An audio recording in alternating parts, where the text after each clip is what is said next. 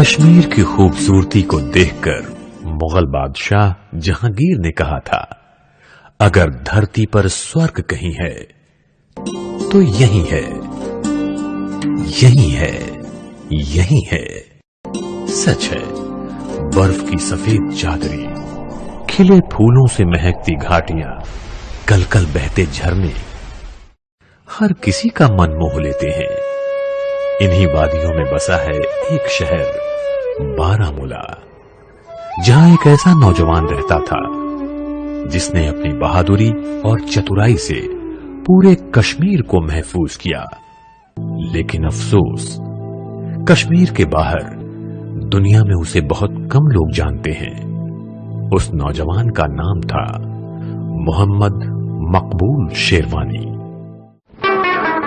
آدمی وہ ہے جو رحم دل بھی بہادر بھی ہو، اس کے کردار میں، اس کی گفتار میں شمع اخلاق کی جھلملائے۔ بات کم اور عمل وہ زیادہ کرے، ہو اٹل دل میں جو بھی ارادہ کرے، خاموشی اس کی ایسے لگے پھول جیسے کوئی مسکرائے۔ یہ داستان اسی جانباز مقبول شیروانی کی ہے جس نے اپنے لہو کے قطروں سے تمام زندگیوں کے چراغ جلائے۔ ہر نوجوان کی طرح مقبول کے بھی دوستوں و ہمدردوں کی لمبی فہرست تھی۔ دوستوں کے ساتھ وقت بتانے کے ساتھ ہی وہ پتا کی دکان میں بھی ہاتھ بٹاتا تھا۔ اسی دکان میں اس کی ملاقات زیبا سے ہوئی۔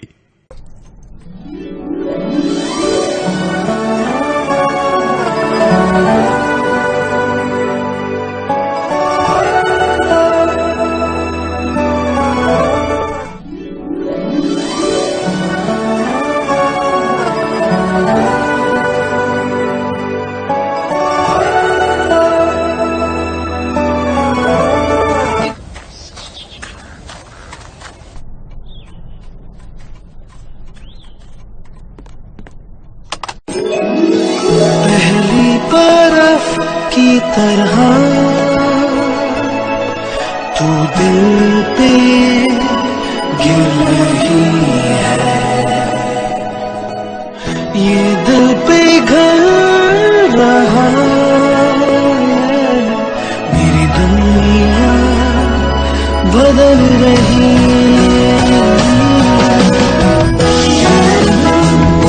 پگھل رہا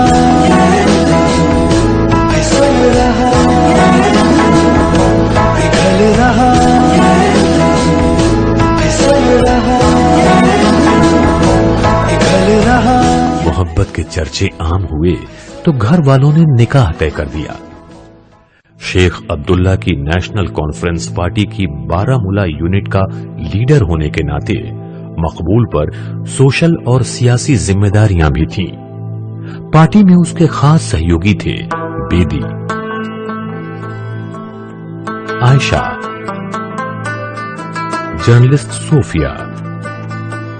14 اور 15 اگست 1947 کو دیش کی آزادی کے ساتھ ہی دیش کا بٹوارا ہو گیا۔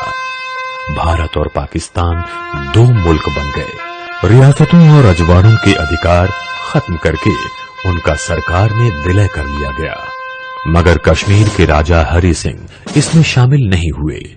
وہ آزاد رہنا چاہتے تھے۔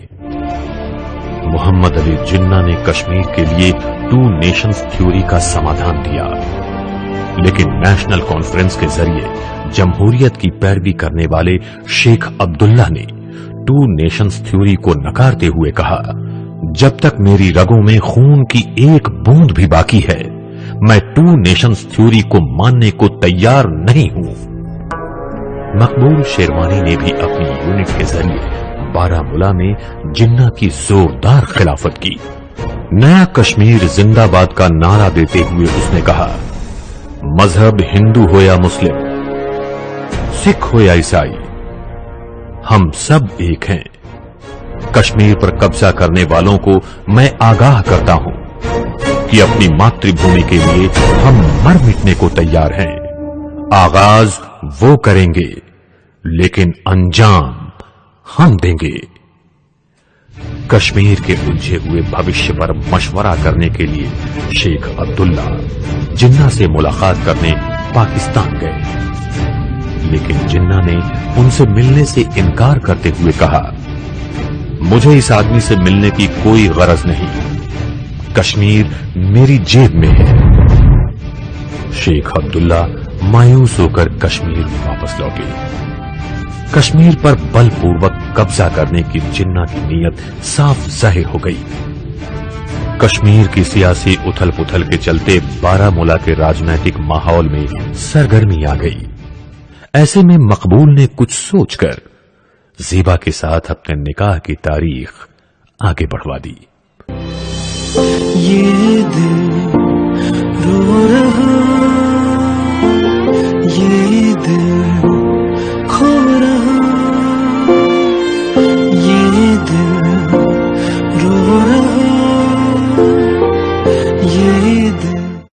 سیاسی فطرت میں ماہر جناح نے کشمیر کے لیے اتر پورب کے سیمانت قبائلی پٹھانوں کو استعمال کرنے کا ارادہ کیا۔ اس کے لیے انہیں ضروری چیزوں کے ساتھ قابل ہتھیار مہیا کرائے۔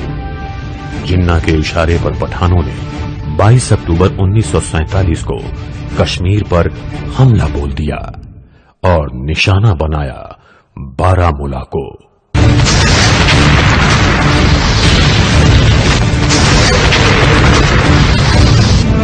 مہاراجہ ہری سنگھ کی ڈوگرا سینا نے پٹھانوں کا مقابلہ کیا، لیکن پٹھانوں کی تعداد زیادہ تھی۔ مقبول نے اپنے سنگٹھن کو جو مضبوطی دی تھی، اس کی کوششوں سے عام ناگرکوں نے بھی کڑا مقابلہ کیا، لیکن ناکام رہے۔ پٹھانوں نے بارامولہ کو پوری طرح تباہ کر دیا، گھروں کو آگ کے حوالے کر دیا، عورتوں کی عصمت لوٹی، یہاں تک کہ بچوں کا بھی قتل کیا۔ ہندو استریوں کو ان کی دہشت گردی سے بچانے میں ٹیلر ماسٹر عبدالعزیز نے اپنی جان قربان کر دی۔ وہیں چرچ کی ننوں کی عزت بچانے میں مقبول کے خاص ساتھی بیدی اور عائشہ پٹھانوں کی بے رحمی کا شکار ہوئے۔ اس واردات نے مقبول کو ہلا کر رکھ دیا۔ نہ شنکھ کی صدائیں ہیں، نہ اب صدا اذان کی، نظر میری زمین کو لگی ہے آسمان کی، ہے در بدر یہ لوگ کیوں جلے ہیں، کیوں مکان دھواں دھواں دھواں دھواں دھواں دھواں ہی دھواں۔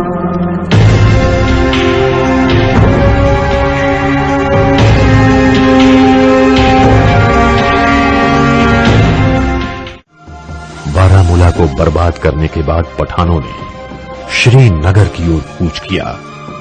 مقبول کو پہلے سے شک تھا کہ اگلا نشانہ شری نگر ہی ہوگا۔ اس نے اپنے دماغ کا استعمال کیا اور پٹھانوں کو برگلایا کہ شری نگر میں ملٹری آ گئی ہے، اس لیے وہاں جانا خطرے سے خالی نہیں ہوگا۔ پٹھان اس کی اس چالاکی میں پھنس گئے۔ اب ڈور مقبول کے ہاتھ میں تھی۔ اس نے پٹھانوں کو گھاٹیوں میں گھما کر ان کا رخ موڑ دیا اور گھاٹی میں ہی رکنے کے لیے سہمت کر لیا۔ مہاراجہ ہری سنگھ بھارتی سینا دوارا سرکشا کیے جانے سمبندھی مسودے پر دستخط کر کے جموں پلائن کر گئے۔ لڑائی اکیلے مقبول کے کندھے پر آ گئی تھی، ساتھی مارے جا چکے تھے۔ پٹھانوں کو گھاٹی میں روک کر وہ موٹر سائیکل سے شری نگر آتا جاتا رہا۔ ملٹری آنے کے پہلے پٹھان مقبول کی چالاکی بھانپ گئے۔ اس سے انجان مقبول شری نگر سے بارامولہ پہنچا ہی تھا کہ پٹھانوں نے موٹر سائیکل پر ہی اسے گھیر دیا۔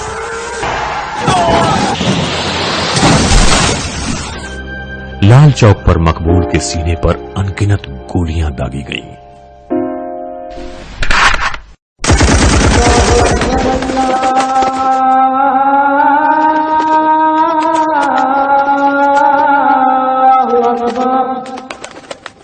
اللہ اکبر،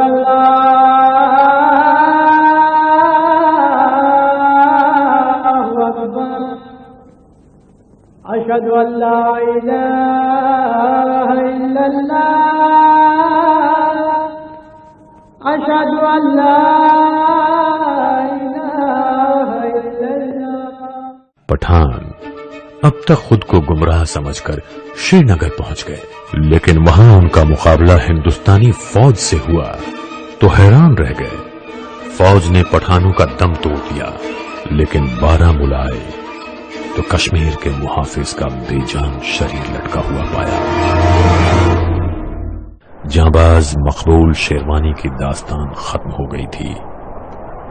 سرفروشی کے سلسلے میں ایک اور نام جڑ گیا تھا، مقبول شیروانی.